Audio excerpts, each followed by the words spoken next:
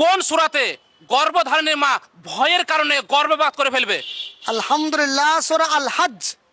আমি উত্তরটাকে নেব? ইনশাল্লাহ, সঠিক? ইনশাল্লাহ, সঠিক? ইনশাল্লাহ। আপনার উত্তরটি সঠিক হয়েছে। তাহলে কি আপনাদের সেই আয়াতগুলো আমাদেরকে শোনাতে পারবেন? আলহামদুলিল্লাহ। একটু বলুন। أعوذ بالله من الشيطان الرجيم.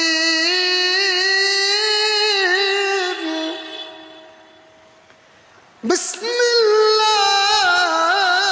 الله الرحمن الرحيم.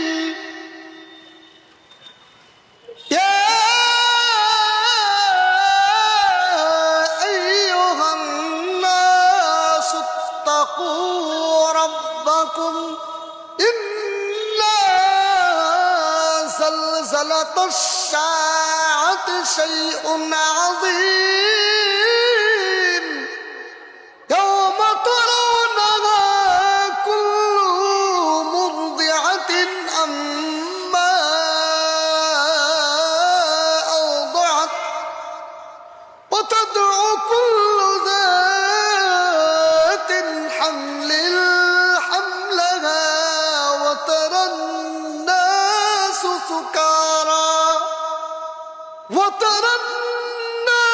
سكارى وما هم بسكارى ولكن عذاب الله شديد. আলহামদুলিল্লাহ, মাশাআল্লাহ। তো আপনারা যে সূরাটা পাঠ করলে সেটা হচ্ছে আল হজ।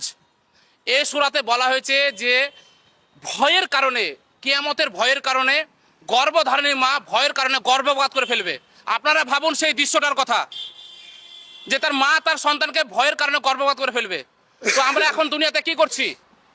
তো আপনারা আসুন, দিনের পথে ফিরে আসুন, সেই কিয়ামতের আযাবকে আপনারা ভয় করুন। তা আমরা নামাজে আমরা মনোযোগ দিই, আমরা নামাজকে আমরা নিজের অন্তরের সাথে গেঁথে নিই।